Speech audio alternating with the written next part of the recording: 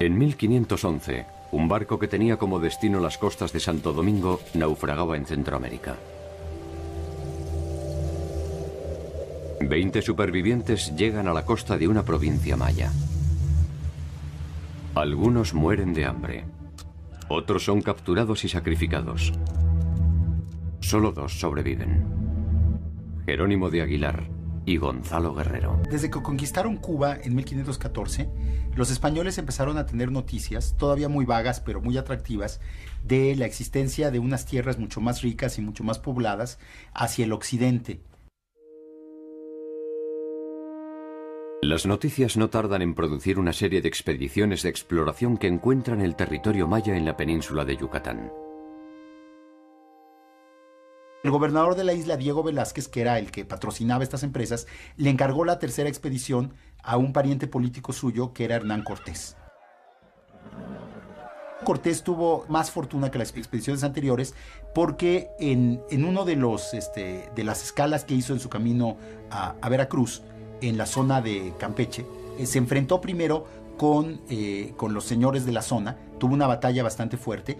Esta primera batalla formal entre españoles y mesoamericanos se define con una victoria de las fuerzas de Cortés, quien ofrece a los vencidos una alianza estratégica.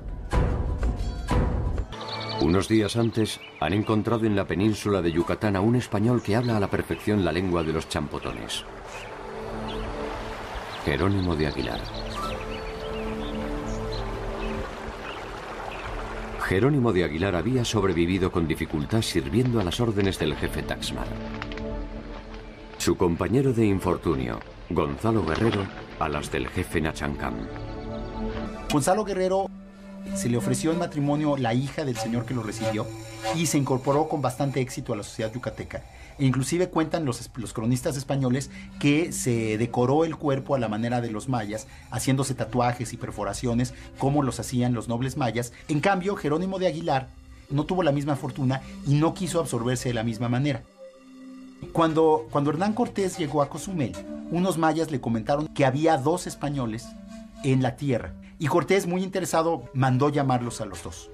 Gonzalo Guerrero se negó a ir, porque, según los españoles, porque le daba vergüenza que vieran que se había hecho tatuajes y se había decorado el cuerpo a la manera maya, pero yo creo que básicamente porque pues, ya estaba bastante bien establecido y seguramente le había ido mejor entre los mayas que como le iba entre los españoles. Y Jerónimo de Aguilar, en cambio, pues que había estado guardando esta esperanza de ser rescatado, acudió inmediatamente al llamado de Cortés. Al conocer las lenguas mayas, Jerónimo de Aguilar se transformará en la primera mitad del puente de oro que conduce a Tenochtitlán. La segunda mitad tendrá nombre de mujer. Entre los regalos que Cortés recibe de los champotones, hay algunos sirvientes y un grupo de mujeres cautivas que los acompañarán. Entre ellas está Malinche, o Doña Mariana, como la llamarán los españoles. Malinche no solo habla maya, sino también náhuatl, la lengua de los mexicas. Ella, antes de ser esclava, había sido hija de un gobernante. Como fue educada en una corte, en un ambiente de un gobernante, yo creo que Malinche, una de las grandes ventajas que le dio a Cortés es que conocía el protocolo, las reglas de la política indígena. Y ese tipo de interpretación cultural, que va mucho más allá de lo lingüístico, también debe haber sido clave para el papel que jugó la Malinche.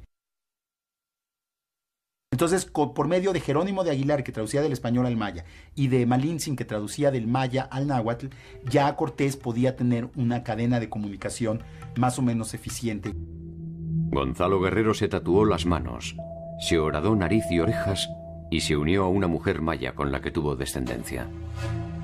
Cuando las expediciones españolas posteriores intentaron conquistar Yucatán, en los años 20 y 30, unos 10 años después, combatió al lado de los mayas contra los españoles.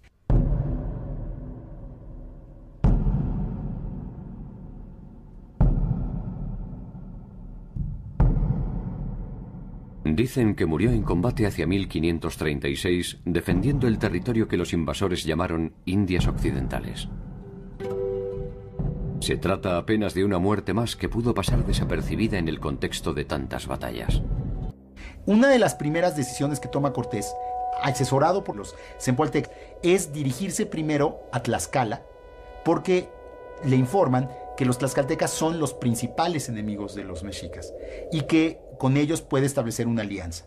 Tlaxcala era una alianza de 4 señoríos, de 4 ciudades independientes que habían formado una confederación y que habían mantenido a lo largo de más de 100 años una guerra constante contra los mexicas y que nunca habían sido conquistados por los mexicas. En Tlaxcala se debaten los pasos a seguir ante la llegada de Cortés. La primera decisión es enfrentarlos militarmente. Lo hacen en 4 oportunidades. En 4 oportunidades son derrotados.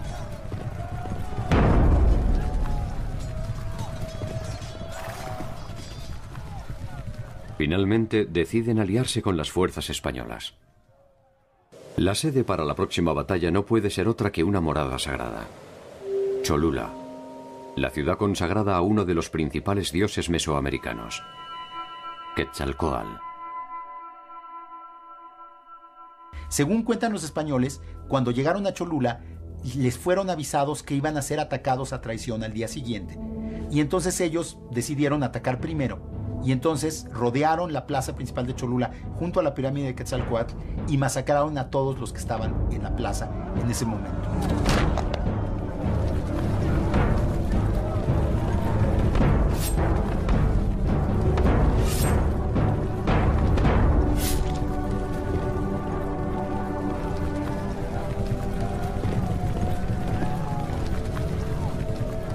No sabemos cuántos fueron los muertos, deben haber sido centenares, inclusive millares de personas, pero el impacto psicológico de esta matanza en un santuario, en el principal santuario de Mesoamérica, fue brutal en toda la tierra. Finalmente, Cortés llegó a la Ciudad de México en noviembre de 1519 y ahí fue recibido formalmente por Moctezuma. Los españoles entraron a la Ciudad de México y entraron acompañados de estos otros indígenas que eran sus aliados, los cempaltecas y los tlaxcaltecas, lo cual, desde luego, para los mexicas fue una humillación terrible, porque era recibir en su propia ciudad a sus peores enemigos. Los mexicas desean que Cortés abandone la ciudad, y Cortés debe viajar con urgencia a Veracruz para resolver problemas de competencia con sus superiores. Uno de sus capitanes, Pedro de Alvarado, queda al mando durante su ausencia. Es la oportunidad de recuperar la ciudad. En mayo se iba a realizar una gran fiesta religiosa en honor a Tezcatlipoca y a Huitzilopochtli. Alvarado, que había autorizado la celebración, comienza a temer que la fiesta no es más que una excusa para atacarlos y se adelanta. Ataca la Plaza Mayor y produce una nueva matanza. El impacto fue brutal, ¿no? Porque fue un ataque otra vez contra una población desarmada y fue un ataque pues que realmente debilitó seriamente a los mexicas porque mató a los jóvenes guerreros. Los mexicas en esa misma noche iniciaron un ataque contra los españoles y los siguientes 20-30 días mantuvieron sitiados a los españoles en el palacio en una guerra constante. Pero al parecer Moctezuma salió a tratar de apaciguar al pueblo mexica. Pero obviamente pues, después de la matanza los mexicas ya no estaban dispuestos a escuchar a Moctezuma y Moctezuma había perdido cualquier autoridad política o moral sobre ellos y según las versiones españolas los propios mexicas le aventaron piedras a Moctezuma y lo mataron con las piedras. Otras versiones afirman que fueron los mismos españoles los que ultimaron a Huey Tlatoani. No hay tiempo siquiera para llorarlo. De nada vale que los españoles les entreguen el cuerpo de Moctezuma a los mexicas. Cortés retorna a Tenochtitlan sin saber lo que ha sucedido durante su ausencia. Al ver regresar a Cortés, los mexicas decidieron dejarlo pasar a la ciudad, porque pensaron que iba a ser más fácil derrotarlo con los demás españoles dentro de la ciudad que enfrentarse con él fuera de la ciudad. Entonces Cortés se pudo reunir con los españoles sitiados y después de unos días de batallas infructuosas, decidió que la única salida que tenían era huir de la Ciudad de México. Los españoles huyen en medio de la noche con una módica versión de su conquista. Apenas el oro que pueden cargar en sus alforjas. Muchos se hunden en los puentes, arrastrados por el peso del saqueo. Por primera vez los mexicas combaten en la noche. Su bautismo de fuego no puede ser más exitoso. Casi la mitad de los invasores mueren en la retirada. A duras penas, los supervivientes abandonan Tenochtitlan, perdiendo en el camino casi todo lo robado.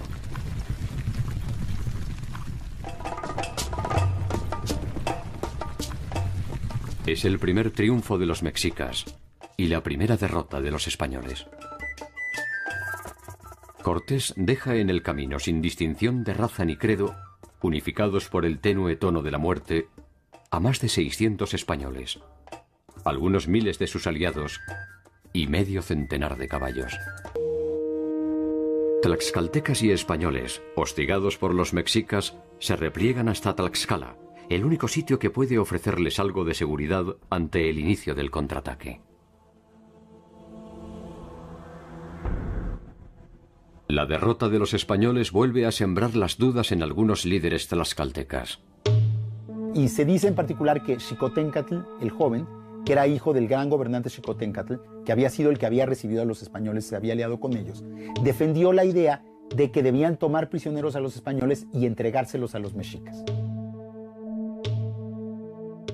Sin embargo, los tlaxcaltecas honran el pacto preexistente y dan albergue a los recién derrotados. Cortés, al enterarse de lo que había pasado, mandó ejecutar a Xicoténcatl el joven. Cuauhtémoc, el último huey tlatoani de los mexicas. Cuauhtémoc sabe que Cortés regresará. En Tenochtitlan, Cuauhtémoc manda construir más de 6.000 canoas para resistir. En Tlaxcala, mientras tanto, se prepara una nueva incursión definitiva a Tenochtitlan. Cortés se propone un ataque masivo y utiliza el tiempo disponible para prepararse. 10 meses después estará de regreso con 13 bergantines y más de 200.000 hombres fuertemente pertrechados para iniciar el sitio. Otra cosa que afectó seriamente a los mexicas fue que se esparció por Mesoamérica la primera de las grandes epidemias venidas de Europa. La viruela era desconocida en Mesoamérica y los indígenas no poseían defensa contra el virus. Entonces, realmente, para cuando se inicia el sitio de la Ciudad de México en mayo de 1521, los mexicas están ya políticamente vencidos. Lo único que resta es derrotarlos militarmente, y esto es lo que va a ser la última gran batalla de la toma de la Ciudad de México, que durará 3 meses. Cuauhtémoc recibe los primeros ataques en 3 puntos simultáneos. Un ataque comandado por el propio Cortés es repelido y 50 españoles se suman a los 15 que ya fueron tomados prisioneros. Durante la noche los españoles son sacrificados. Sus gritos retumban en el cielo de Tenochtitlan y llegan hasta donde intentan dormir las dudas de los enemigos. La esperanza de una victoria breve se aquieta y el invasor espera que la ciudad se consuma por sí sola. La provisión de agua ha sido cortada y no hay cómo abastecerlos de alimentos. La peste se expande entre los canales y los muertos se amontonan en las calzadas. En uno de los numerosos ataques, Cuauhtémoc es sorprendido a bordo de una canoa y finalmente es atrapado. La resistencia cesa y los españoles y tlaxcaltecas disponen el saqueo de la ciudad.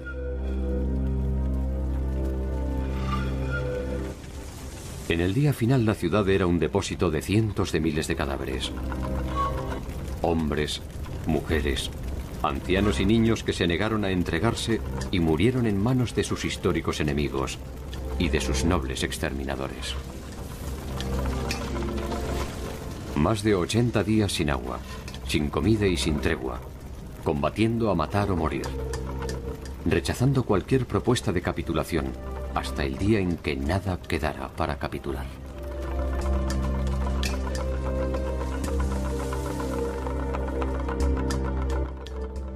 En 1525, 4 años después de la derrota, Después de torturas e intentos de manipulación, Cuauhtémoc es ejecutado. Con él se va el secreto del tesoro que perdieron los españoles en su huida. Ya no habrá más Huey Tlatoani, ni habrá más Tenochtitlan.